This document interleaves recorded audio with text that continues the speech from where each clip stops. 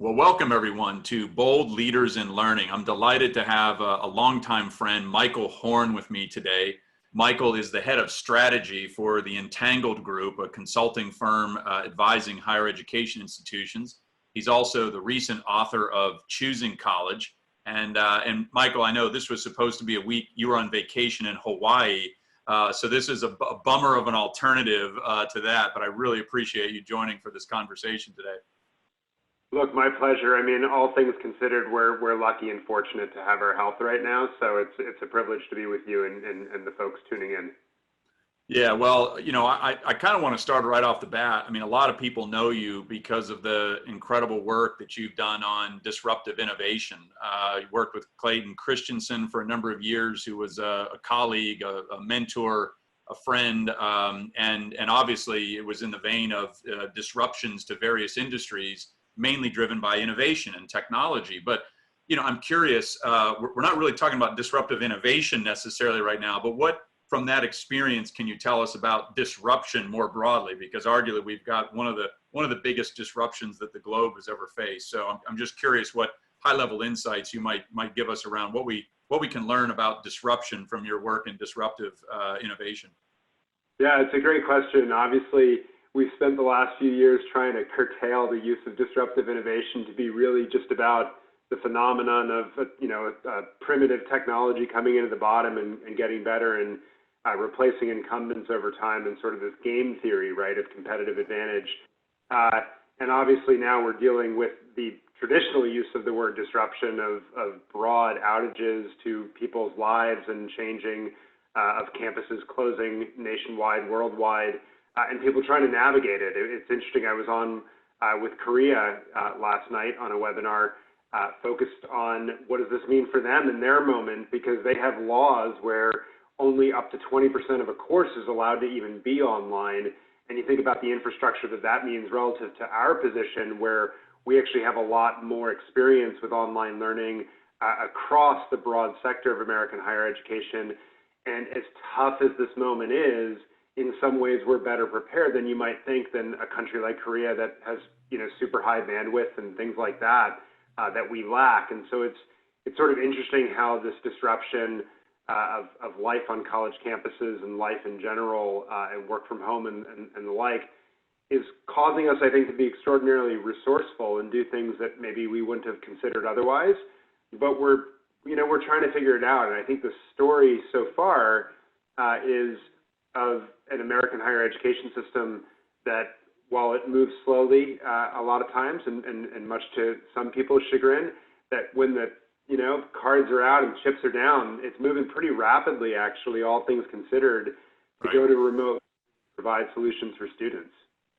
Right. I mean, we've seen that happen in a matter of 2 to 3 weeks for a lot of these institutions, where they've literally moved every one of their courses online. And if we had just, had a conversation about that idea and the probability of that happening a month or 2 months ago, right, people would have said, you're crazy, right? I mean, it would have been an unfathomable concept. And yet here we are, everybody's done it. I think one of the stats I saw was that 1.4 billion students are now learning from home across the globe, right? So, talk about massive changes. But you're right, the ingenuity has certainly told us something early on in this about what higher ed can do.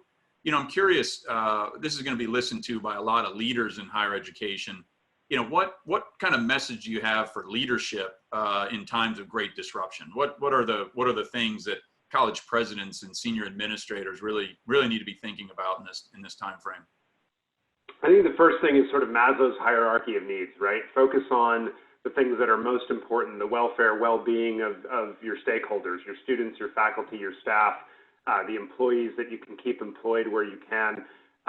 Think about the cash position, obviously, of your university. Communicate.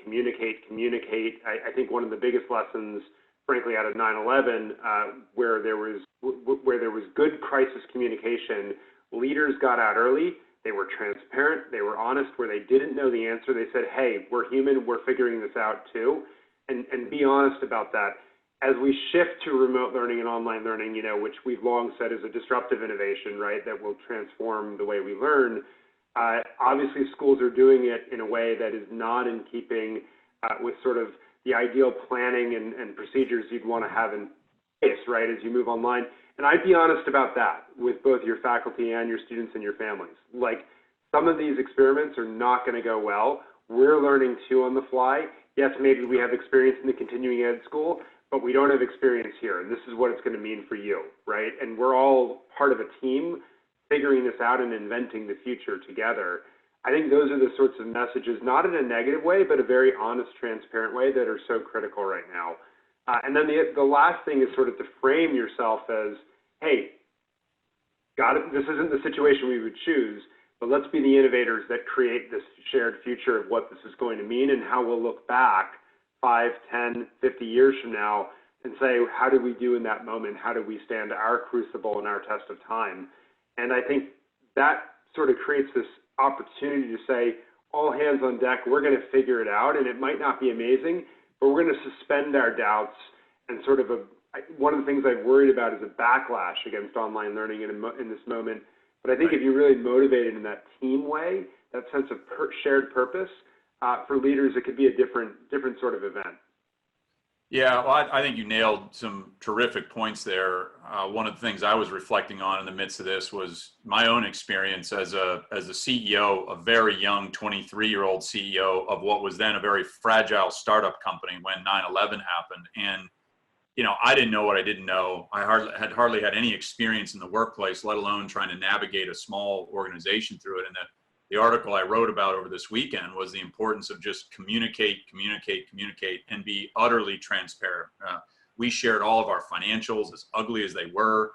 We were brutally honest with people that, the reductions we made, we still weren't sure we were going to make it, right? Like, it was a really, really difficult time, but there's no doubt in my mind that constant communication daily, and in some cases, multiple times a day, was probably the number one thing that got us through it. And in terms of the colleagues that I went through that experience with, their appreciation of the transparency and the honesty around it, even though it wasn't good news really in most of those updates, it certainly went a long way. So I can certainly resonate with that from my own survival experience from those days. And something else that you just suggested is important, which is avoid the drip, drip, drip of bad news, right? Like, it's the Band-Aid effect. Get it out there. Over when people are sort of worried about what's next, what does he know that they're not telling me, things like that, then doubts creep in, people get unsettled. They want as much certainty as you can provide, and you can't provide a lot, but do what you can and say, hey, we're putting it all out on the table. We're giving you the facts like you did. We're showing you the numbers. You're looking at the same things we are. This is what we know today. It might be different tomorrow. Yeah, I think that's exactly right. And your message around we're in this together, like, that has never been more true, right? Whether we're talking about administration and faculty, students and faculty, right? Universities globally, not just by themselves, right? Organizations of all types. And, it's interesting, like, I know you've written a couple things already about what might come of online education in general after this disruption, right? We've got this, rushed experiment, if you will, of everybody suddenly going online. To your point, we have to be honest, like, not all of these experiences are going to be the high quality experiences that they could be if we had more time to design it. We had the right instructional support. We had the right technology infrastructure. We know there's a big range in the quality of online experiences. I mean, I've been enrolled. I actually just finished an online course at Duke's Fuqua Business School last Wednesday.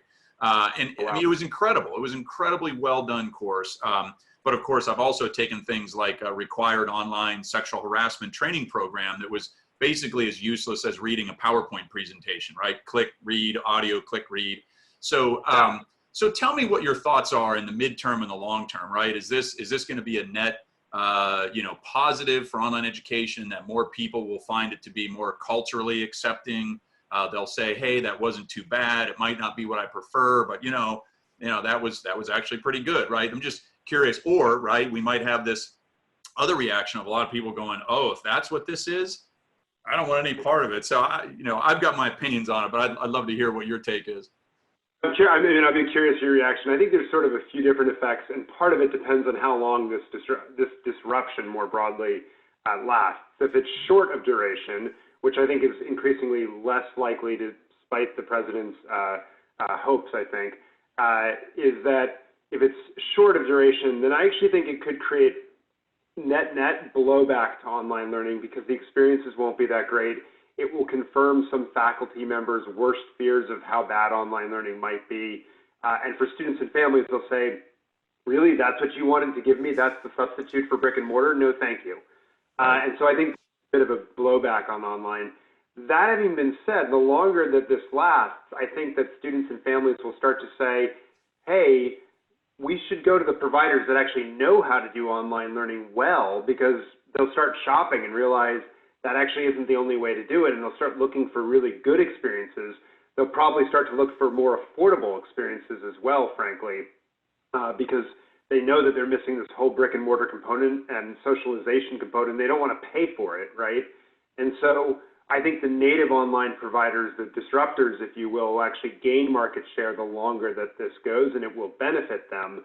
And then thirdly, I think the flip side is, you know, no matter what your faculty members and students and families react to online learning in the moment, regardless of that, you are going to have very strong disaster preparedness plans in place that take into account online learning for the future. Right. And that means investing much more heavily in improving how you do it, which I think in the longer term will actually be seen to be a benefit and a good R&D engine, frankly, for better online experiences. That I think will be a positive. It just won't be felt right away because it'll sort of be in the background, and disaster preparedness plans is something that we'll think about once we get through the disaster. But I think, you know, we're going to have a much broader view of what disaster preparedness is. It's not just going to be right. Pandemics. It's going to be natural disasters. It's going to be shootings and violence on campus. It's going to be cybersecurity threats that actually will take down online learning networks. And what do we do then? We need to be much more comprehensive in our planning for higher ed. Yeah. What about you? Look, how does that echo? Yeah, generally I would agree with that assessment. I mean, I think, you know, your point around contingency plans, you know, the thinking that I've been doing and through the lens of Kaplan, you know, we're really not trying to do anything to solve for like the immediate, like right now problem, right? Like most universities have been able to do this and they've done it on their own. And, you know, it won't be perfect, but, you know, it's going to be better than the alternative of doing nothing, right? So that's the other perspective, right? Like, okay, you got a choice. You can either teach online in this haphazard fashion, or you can do nothing, right? Like easy decision in the grand scheme of things, I think for everybody, quite honestly. But, you know, really now my thinking has been towards the fall, right? Where I hope we still don't have widespread disruptions from COVID-19, but we could. And we also know that right now, that recent data that was just reported in the Chronicle of Higher Ed yesterday, right? 1 in 6 students and parents who were planning to go to college this fall are now actively reconsidering that decision. They're thinking, you know, about 35% of those are considering a gap year. Another 35% are considering part-time enrollment, likely online. So we know this is a very flux decision. I would say, you know, thinking about now, what do we have ready that's more of a professionally developed response, right? A curriculum, pedagogically sound response to have ready for the fall, to your point, whether we have a disruption or not, right? To know that we've got a better backup generator in place in case we need to turn it on. I think that, you know, that's where my energy has really been spent and how Kaplan's been thinking about it. But I got to tell you, as much as I see data and have been through, you know, as much data as pretty much anybody around this, you know, I've had my own experiences. And so yesterday I taught class, which I was supposed to have done in person for my mentor at Duke University, Joel Fleischman. And we did it as a Zoom call. And we had an incredible 2.5-hour discussion with his class about, you know, philanthropy. We talked about the future of higher ed. We talked about all kinds of things. And he's 86 years old. So here's an 86-year-old professor running a Zoom live, you know, online class. The students were all in attendance. Every student showed up, right? So there was 100% attendance. And although I would have loved to have actually physically been with them on campus, I have to tell you, there was no difference in the dialogue and exchange we had. Everybody asked questions. We had a big exchange. And, you know, and I thought, for me, selfishly, guess what? I didn't have to get on an airplane to go do that. So, you know, in those situations, I know I'm talking about a guest lecture and things like that, you know, that I'm not talking about labs and things that are much more difficult to do. But I think for a lot of this, you know, you know, there's a pretty positive effect of it. Most of the students were disappointed that they were doing online, but most of them didn't think that there was a huge degradation in the quality of what their experience was. So I actually think that's a really important point, which is what I've been heartened by and did not expect as schools have gone online is the numbers that have used Zoom or similar technologies, which are basically not to do lectures, but to facilitate conversations. And I think the more that they're facilitating conversations and creating more active learning experiences rather than passive lectures and the like, that will actually be a benefit to learning in many places. And, you know, the fact that they're doing this in a synchronous way could actually, I mean, in some ways it backstops how bad it could be, if that makes sense. right. And if really robust conversations and more of them, because I think one of the things we're really clamoring for right now is social connection, even if we're not physically proximate. And for online learning to fill that void actually could be seen as an incredible benefit.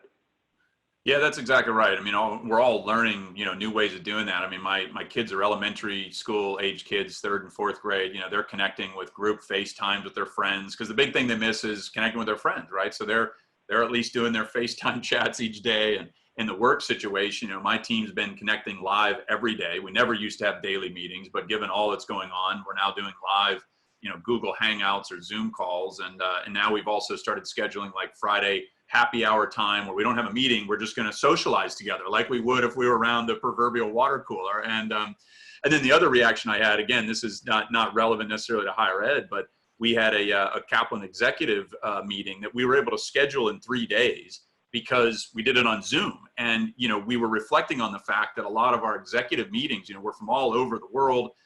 It takes us 3 or 4 months to find a date where all of us could physically be in the same room together. And you're like, wait a minute, do we really all have to be in the room together for these things? So, you know, I'm reflecting on the fact that, you know, the 175 flight segments I usually fly in a year might not return to 175 after this, even if we get back to, you know, full normal mode again. So anyway, it's just really interesting to see. And that's actually a segue, I think, to this next question I have for you, which is, I spent last week, I talked to Marcia France, who's the Dean of Undergraduate Studies at Duke Kunshan University. They were one of the first ones that, you know, scrambled to put all their courses online. And I was asking her to reflect on what's happening. And one of the things she mentioned that was, I thought, a very hopeful point was that she said both the faculty and students who have been involved in this have come up with really creative new ways to teach and to learn and to interact. And so this disruption, necessity is the mother of all invention, has actually created new creative ideas around how we teach and learn. And so I'm curious if we might also see a positive effect as we return to classroom. Not only will online potentially be more valued, but we might actually have learned some innovations now. We've stretched our creative thinking about this precious thing called teaching and learning, and it actually brings innovations back into the traditional classroom. I'm curious if you think that might happen. Well, so look, again, if the experiences are not terrible such that faculty say, never again, I'm not touching that, but they have some sort of positive experiences, then I think it's actually highly likely, because I think we'll start to ask more thoughtful questions about what is precious about physical time together and how ought we to use that time. And obviously, look, buildings and the ways classrooms are shaped and lecture halls will inhibit some of that. Right. But to the extent possible, I think a lot of faculty, when they started to move to different experiences, will start to say, gee, actually, I don't want to lecture to a bunch of them. I want to have a conversation, or I want to dive in and actually reenact something, or have a simulation of this, or work on a project together, or whatever it might be. But using the time when we're together much more preciously, to your point, I think could be an unintended benefit and create more of a, look, it'd be great to create a teaching and learning renaissance in the core as well. Right. I think there's some hope there, and at least Marcia's early experience with it indicates that that could be happening. I'm curious too. You wrote an article that I thought was a brilliant article, and I think Inside Higher Ed this past week about what changes we need on behalf of accreditors and our Department of Education to help out. Just tell us a little bit more about what you think needs to be done on that front. Well, so look, the Department of Education, I thought a little slower than I would have liked, but all things considered, relatively rapidly stepped in and said, hey, we're going to waive all the accreditation review of program requirements when you move your on-ground programs to online. We know that this is a crisis. Don't worry about the lengthy reviews that would take 18 months to get a program approved and the like, right? Just go online. Yep. And accreditors, don't worry about it. We're holding you harmless, in effect. That was good. I'd like to see them do more. I think that they need to start to think forward to the fall semester and give the same and start to tell universities, hey, if you feel the right thing to do is to signal, we may be going online for a much longer time period. You can start to send that signal so you can secure enrollments and students can start to make plans and they won't have fear. Where quality control is a concern, our recommendation basically would say, okay, put a cap on the program size to its current enrollment levels, or the year prior if you want, or something like that. And then you can put in some, obviously you're very familiar with the Education Quality Outcome Standards Board, a set of measures to understand outcomes that students have from their experience. Put in an auditing procedure to start using those standards to actually look at the programmatic outcomes and do ex post facto reviews of programs based on those outcomes. One of those key questions, frankly, would be some of the questions that you've asked in your surveys, which is after you've left the program, students, reflecting back, is this an experience you would do again? Why? Things like that. Those are understanding that this isn't just quantitative placement, salary, graduation, but also that qualitative side, which isn't a net promoter score. It's with the benefit of hindsight. Yeah. How was it? And those would be very important quality checks, I think, frankly, where those are where people have fears around that.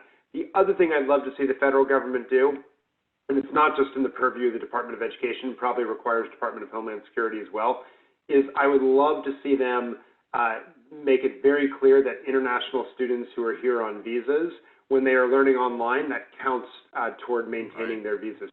The fact that we're stranding them right now in this limbo, I think, is just is extraordinarily unfortunate and unfair, frankly, given the bargain that we extended to them when they came into this country to study.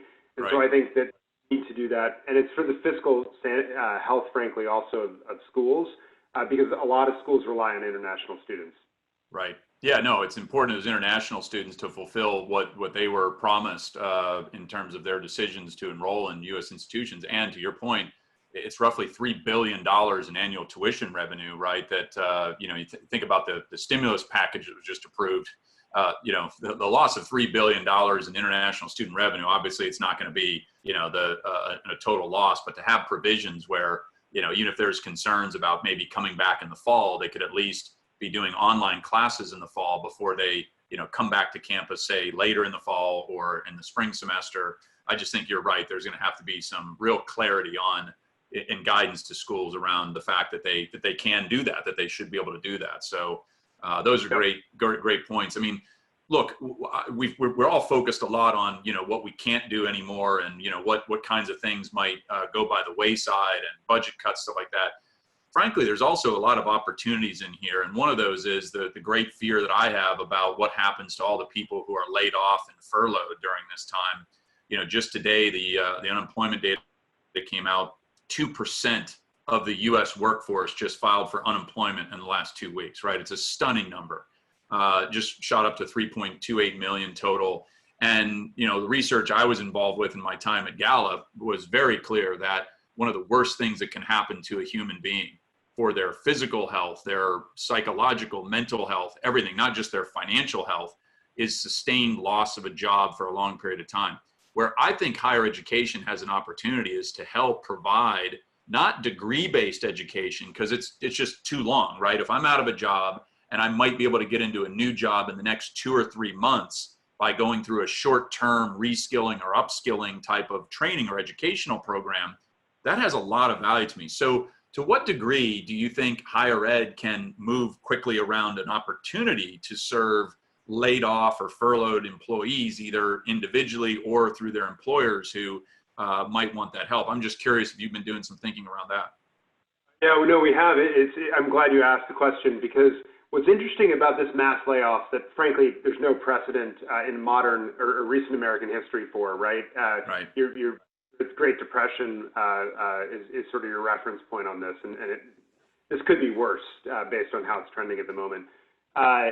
The challenge obviously is, well, if you do them, if you train people in short programs, are there jobs on the other side? And what's really interesting about this moment in this recession that is different, I think, from any that I can remember, is that there is a group of large employers that are actually very aggressively hiring during this crisis right now, where demand is, it's not enough to cover essentially 3 million unemployment claims, but it's substantial. The Amazons, CVS's, Walmarts of the world are desperately seeking to hire. And so to the extent that colleges can be focused on those employers, either in their region or nationally where they're online, to rapidly train up individuals to fill those positions where there are gaps and shortages, I think that's something that they ought to be very actively talking with the employer community about and figure out how do we take existing programs and scale up rapidly to be able to target that opportunity for learners. It points to one other thing that I probably should have said earlier, which is whenever you see a crisis, you frame it as a threat, right? And that's what you ought to emotionally get, have that catharsis in that moment and so forth. The sooner you can help a campus or a community move to a framing of opportunity, ignoring the human toll and loss, you always have to acknowledge that, but saying, what can we do with this? I think it's incredibly important because it takes you out of paralysis mode and into an action mode where you're doing something about it. And so looking for those opportunities like the one I just mentioned, I think is a tremendously important way right now to treat this moment. Yeah, there's certainly opportunity to be of service in a lot of ways if we can find a way to, wrap our heads around how to get there quickly at the same time that we're dealing with, all the other fire hose that it's coming at us. And so I'm curious, I'll segue to the last topic in question. You've got a new book out on choosing college. You did some amazing analysis on how students and parents make decisions to choose college. One of the things that I mentioned earlier, the Chronicle just reported yesterday, recent survey done by Art and Science, that 1 in 6 current 12th graders and their parents who are considering college are reconsidering. In that list, there's a lot of other things they're considering, but as I mentioned, majority looking at a gap year or some sort of part-time enrollment. What did you learn in your research in the book, which I know came out before this, that might give us an idea of how these folks are thinking about this now? What are the conversations happening between students and parents that enrollment management, people need to be thinking about? Yeah, I've been puzzling over this because what we see in our research is, we use the jobs to be done methodology, and traditionally jobs to be done actually don't change that much, but people's behavior around what they hire to accomplish the jobs can actually change dramatically if circumstances, right? And so my sense of it is that, for example, there's a large set of students that they go to school, frankly, because it's what they've just sort of been prepared to do and they want to get into the best school for them. They've done the work and they now expect this benefit and experience. If physical campuses aren't open, what replaces that? I think a gap year becomes a significant part of that. There's a design opportunity, frankly, an innovation opportunity to fill that. For those students who are looking to get away from home, right, when they go, that's their primary motivation. I'm not, frankly, quite sure what steps in to fill that right now, but there is tremendous anxiety and push on the parts of to figure that out, and there's tremendous need to solve it on the parts of higher ed providers. And then the last thing I'd say is a major conclusion, as you know from the book, was that a lot more students ought to be taking gap years. They just do not have a deep sense of purpose or a sense of understanding of what jobs are actually out there, or what it even means to frankly hold a job. As you know from your survey work, it's something that they know intuitively is important, and they'll mark it on a survey, and they hear their parents saying it, right? Right. But they don't actually themselves in their guts really understand it because they haven't had experience with it. And I would say the fact that so many people are now saying, I might take a gap year, 35% or whatever the number was in the most recent survey, let's see how we can use it as an opportunity, right? Let's see how we can maybe give them a couple online courses. Is there an online internship or an apprenticeship or a fellowship or things like that that allow them to get some deeper experiences? They might actually have to be at home and not able, to be out there in the world, if you will, learning. How can they learn about who they are and what's out there and how they can contribute to society in novel ways? I think that is another opportunity that I'd love to see because I think the gap year, frankly, again, we've started calling it a discovery year. Discover who you are in yourself. I think it's a tremendously important thing. I'm curious to see how it will be done in this context. But I think it could be a big opportunity, frankly, for learners to be much more motivated when they decide to go back to school in the future. Yeah, I mean, I think it can help solve for a couple things. You know, one is that big critique about higher ed right now that college graduates just aren't well prepared for success in the workplace. It's a work readiness critique that we really need to address. I mean, the perceptions of it are horrible in terms of, you know, people's views that higher ed is doing a good job on that. It also links to students, right, coming into college, knowing that they want to have some kind of career, but really haven't had any exposure to that, haven't had any exposure even to what they might want to major in. And when you think about the investment of college and making the most of that time, I agree with the conclusions that you drew on that. You know, a gap year, by the way, terrible terminology because it makes it sound like it's a lost year, right? There's a big gap there. No. I mean, it's something that could actually, you know, accelerate you in ways that are better than thinking about just going straight in if you don't have a lot of clarity and a sense of purpose and exposure to, you know, what you might want to do. I mean, it's not saying you have to pick that now, but to have a broader exposure to careers, to work integrated learning, all those things I think could be a net positive. So I do hope that this moment encourages us to think more innovatively around that. This was an issue higher ed needed to solve already. And now I think this disruption is going to heighten that. It's going to speed it up because there's more urgency to make sure we're delivering on a very sound value proposition when a whole bunch of people are now thinking about budgets more so than ever before, affordability more so than ever before. So these were issues that were with us long before COVID-19, but I think those are the kinds of things that we need to kind of accelerate our actions around. So lot of Totally. consistent thoughts here. Yeah, great points. So anything else we should talk about before we wrap up today?